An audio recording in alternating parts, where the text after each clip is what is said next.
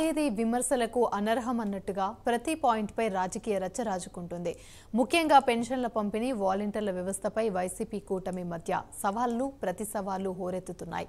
వాలంటీర్ల ఎన్నికలను దూరంగా ఉండాలని, ఆ క్రమంలో పెన్షన్ల పంపిణీ కేంద్రంగా రచ్చ రాజుకుంది.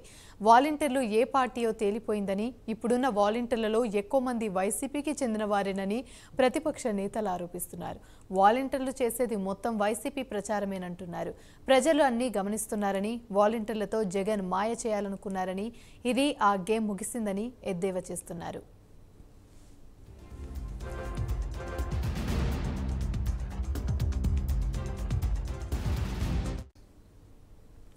పెన్షన్ల వ్యవహారంలోనూ ఈసీ నిర్ణయంపై హంగామా చేశారని, ఇక నుంచి వాలంటీర్లు అనే ఆయుధాన్ని వైసీపీ కోల్పోయిందని విమర్శలు గుప్పిస్తున్నారు.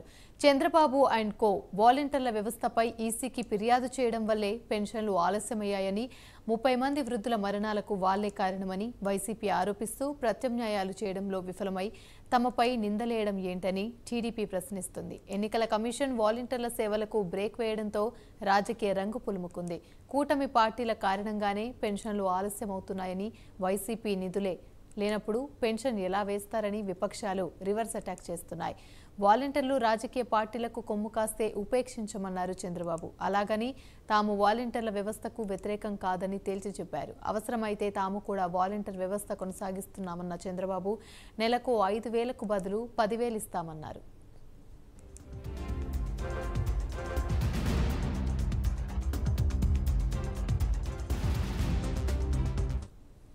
ఇదిలా ఉంటే తమ పార్టీ కోసం వాలంటీర్లు భారీ సంఖ్యలో రాజీనామా చేశారని అధికార పార్టీ నేతలు చెప్పిన మాటలు బూటకమని ప్రతిపక్ష నేతలు మండిపడుతున్నారు. తాజా లెక్కలు తేటతెల్లం చేస్తున్నాయని, వైసీపీకి చెందిన వాలంటీర్లే ఈ నాటకం ఆడుతున్నారని ఆరోపిస్తున్నారు. అయితే వాలంటీర్లకు సీఎం జగన్ భరోసా ఇస్తున్నట్లు తెలుస్తుంది. అధికారంలోకి రాగానే తొలి సంతకం వాలంటీర్ వ్యవస్థ పునరుద్ధరణపైనే చేస్తానని జగన్ చెప్పడం హాట్ టాపిక్ అయింది. అలా మొత్తానికి వాలంటీర్ల వ్యవస్థ ఏపీ రాజకీయాలకి కీ పాయింట్గా మారింది. మూకుమ్మడి రాజీనామాలు ఆల్రెడీ తెరపైకొచ్చాయి. ఎన్నికలు ఫలితాలు సరే, ప్రస్తుతం ఏపీలో వాలంటీర్లు ఉన్నట్టా లేనట్టా? ఇక ఈ ఎన్నికల్లో మాత్రం వాలంటీర్ల ప్రభావం లేనట్లేనా అనే టాక్ వినిపిస్తుంది. ఇదే అంశానికి సంబంధించి మరిన్ని వివరాలు మా ప్రతినిధి వర్మ లైవ్ ద్వారా మరిన్ని అప్డేట్స్ అందిస్తారు. వర్మ, చెప్పండి. ఏమని ఏదైతే వాలంటీర్లకి సంబంధించి అంశం తాజాగా రాష్ట్ర వ్యాప్తంగా రాజకీయ రంగు పులుముకుందనే చెప్పాలి. ముఖ్యంగా వాలంటీర్లు లేకపోతే ఏదైతే పౌరులకి చేయవలసినటువంటి సేవలన్నీ కూడా నిలిచిపోతాయి. ఏదైతే ఎలక్షన్ కోడ్ అమల్లో వచ్చినప్పటి నుంచి ఎలక్షన్ కమిషన్ వాలంటీర్లని పూర్తిగా కూడా పింఛన్ల పంపిణీకి దూరం చేసిన పరిస్థితులు అయితే ఉన్నాయి. వాలంటీర్లు పింఛన్ పంపిణీ చేయడానికి వీల్లేదు. అలాగే ఎన్నికల ప్రచారానికి సంబంధించి వాళ్ళకి కూడా అర్హత లేదంటూ నోటిఫికేషన్ జారీ చేసిన తరుణంలో తాజాగా వాలంటీర్లు అందరూ కూడా గంపగుత్తగా ప్రతి చోట ప్రతి ఏరియాలోనే రాష్ట్ర వ్యాప్తంగా కూడా రాజీనామాలు చేస్తున్న పర్వం అయితే ఉంది. ముఖ్యంగా రాజీనామాలు చేస్తే తమకు ఎదురే లేదు, వాలంటీర్ల వాళ్ళ సేవలన్నీ కూడా వైసీపీ పార్టీకి చేస్తున్నారు ఖచ్చితంగానే తాజాగా వైసీపీ ప్రభుత్వం కూడా. ఎందుకంటే వాలంటీర్లు అందరూ మా సైన్యం కూడా వైసీపీ చెప్తూ వస్తుంది. తాజాగా వాళ్ళు రాజీనామాలు చేసింది కూడా మా కోసమే, వైసీపీ పార్టీ ప్రచారాలకి ఇక మీదట ఎటువంటి ఆటంకాలు లేకుండా చేయడానికి వాలంటీర్ వ్యవస్థ మా వెన్నంటే ఉందని చెప్పే ప్రయత్నం చేశారు. అయితే ఈ వాలంటీర్లు పెన్షన్ పంపిణీకి సంబంధించి ఏదైతే కూటమి సభ్యులు అందరూ కూడా ఎలక్షన్ కమిషన్కి ఫిర్యాదు చేయడం ద్వారానే ఈ నెలలో ఏదైతే పెన్షన్ పంపిణీ 3 రోజులు ఆలస్యమైందని కూడా తిరిగి అటాక్ చేయడానికి వైసీపీ ప్రభుత్వం ప్రయత్నం చేసినప్పటికీ అయితే నిధులు లేకుండా పూర్తి స్థాయిలో పెన్షన్ పంపిణీ ఆలస్యం అయింది. ఇదంతా మాపే బురద జల్లే ప్రయత్నం అయితే చేస్తుందని కూడా కూటమి సభ్యులు అలాగే విపక్షాలకు సంబంధించి తిరిగి వాళ్ళకి ధీటుగా కూడా సమాధానం చెప్పిన పరిస్థితులు అయితే ఉన్నాయి. అయితే ఏదైతే వృద్ధులకి మొన్న తాజాగా 3వ తేదీన సచివాలయాలకు వచ్చి పెన్షన్లు తీసుకోవాలని ప్రభుత్వ ఆదేశాలు ఏవైతున్నాయి, ఆదేశాల ప్రకారం వృద్ధులు ఒక సర్టెన్ పాయింట్కి వచ్చి పెన్షన్ కోసం వేచి చూసిన సందర్భంలో 30 మంది మృతికి కారణం కూడా కూటమి సభ్యులంటూ కూడా వైసీపీ ప్రభుత్వం అటాక్ చేసేందుకు ప్రయత్నం చేసింది. అయితే ఏదైతే ప్రత్యామ్నాయాలు ఏర్పాటు చేయాలి, ఎందుకంటే ఎలక్షన్ కోడ్ వచ్చిన తర్వాత ఎలక్షన్ కమిషన్ కూడా వాలంటీర్లు పెన్షన్ పంపిణీకి దూరంగా ఉంచాలని ఒక ప్రకటన చేసిన తర్వాత దానికి ప్రత్యామ్నాయంగా ఏర్పాట్లు చేయవలసినటువంటి వైసీపీ నేతలు వైసీపీ ప్రభుత్వానికి సంబంధించి పూర్తి స్థాయిలో ఏదైతే విఫలమైందో ఆ విఫలాన్ని ప్రతిపక్షాల మీద రుద్దేందుకైతే ప్రభుత్వం ప్రయత్నం చేస్తోంది. దీనికి పూర్తిగా కూడా ప్రభుత్వ వైఫల్యమే కారణం అంటూ కూడా కూటమి సభ్యులు కూడా రివర్స్ అటాక్ కూడా చేసిన పరిస్థితులు అయితే ఉన్నాయి. అయితే తాజాగా ఈ వైసీపీకి సంబంధించి వాలంటీర్లందరూ కూడా మూకుమ్మడిగా ప్రతి చోట రాజీనామాలు చేస్తూ ఉన్నారు. ముఖ్యంగా వైసీపీకి సంబంధించి ప్రచార కార్యక్రమాల్లో నిర్విరామంగా పాల్గొనడానికి ఎలక్షన్ కమిషన్ విధించినటువంటి ఏదైతే ఆదేశాలు ఉన్నాయో అవన్నీ ఆటంకంగా మారిన నేపథ్యంలో కొంతమంది వైసీపీ ప్రచారానికి వెళ్తే మిగిలిన వాళ్ళందరూ కూడా ఈ ప్రభుత్వానికి తాను ఏదైతే 5,000 రూపాయలు వాళ్ళకి గౌరవ వేతనంగా ఇస్తుందో దాన్ని 10,000 చేస్తాము, ఖచ్చితంగా కూడా వాలంటీర్ వ్యవస్థని కొనసాగిస్తామని తాజాగా కూటమి సభ్యులు చంద్రబాబు, పవన్ కళ్యాణ్ అలాగే బీజేపీ నేతలు కూడా చెప్తున్న తరుణంలో ప్రస్తుతం వాలంటీర్లు అందరూ ఒక వాలంటీర్లతో ఒక మాయ చేయడానికి జగన్ అయితే ఒక పన్నాగం పన్నాడు. పూర్తిగా కూడానే అదంతా బట్టబయలైపోయింది, ముసుగు తొలగిపోయింది. వైసీపీకి చెందినటువంటి ఏదైతే మా వాలంటీర్లు అందరూ వైసీపీ పార్టీకి చెందినవారు అంటే పూర్తిగా కూడా కాదనే కొన్ని వార్తలు కూడా వినపడుతున్నాయి. ఎందుకంటే తాము ఇప్పటివరకు ఎటువైపు ఉండాలి, అధికార పక్షం వైపు, లేకపోతే తమపై ఏదైనా దాడులు ఎదుర్కోవాల్సిన పరిస్థితులు అయితే ఉన్నాయా, లేదంటే గొంతెత్తి ప్రశ్నించే పరిస్థితులు కూడా అణిచివేయబడ్డాయన్న ధోరణిలో ఉన్నటువంటి కొంతమంది వాలంటీర్లు కూడా స్వచ్ఛందంగా బయటకు వచ్చే పరిస్థితులు అయితే ఉన్నాయి. అయితే తాను వాలంటీర్ వ్యవస్థ ద్వారా కొంత రాజకీయంగా మేలు లబ్ధి చేకూర్చుకోవాలనే వైసీపీ ప్రభుత్వం ఆశించినంతగా ప్రస్తుతం ఏదైతే రాజీనామాల పర్వం తర్వాత వాలంటీర్ల వ్యవస్థ అంతా కూడా కనుమరుగుపోయి అయిపోయిందనే చెప్పాలి. పూర్తిగా ఏదైతే ప్రభుత్వానికి వాళ్ళు నియమించిన దాని ప్రకారం వైసీపీ ప్రభుత్వానికి అనుకూలంగా వాళ్ళ కార్యాచరణ ఎప్పటివరకు రూపొందిస్తూ ఉన్నటువంటి వాలంటీర్ వ్యవస్థ తాజాగా రాజీనామాల పర్వం తర్వాత చాలామంది పూర్తిగా ఆ వ్యవహారాలకి, ఆ పార్టీ వ్యవహారాలు కూడా దూరం అయిపోయిన నేపథ్యంలో ప్రస్తుతం ప్రతిపక్షాలకు సంబంధించి కూటమి అభ్యర్థులు అందరూ కూడా వాలంటీర్ వ్యవస్థ ద్వారా ఏదైతే ఒక పొలిటికల్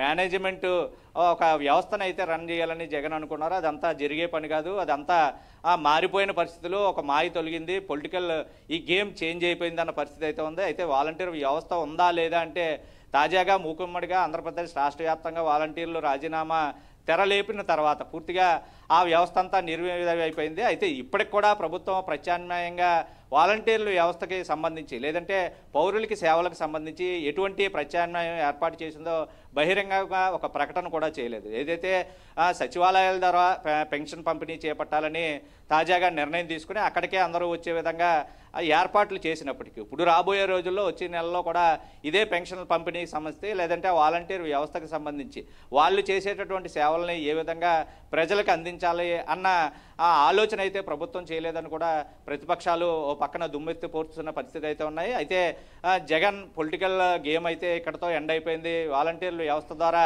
తాను చేయాలనుకున్న కుటిల రాజకీయాలకి తెరపడిందంటూ కూడా ప్రస్తుతం విపక్షాలతో సైతంగా కూటమి అభ్యర్థులు కూడా దుమ్మిస్తున్న పరిస్థితులు అయితే ఉన్నాయి.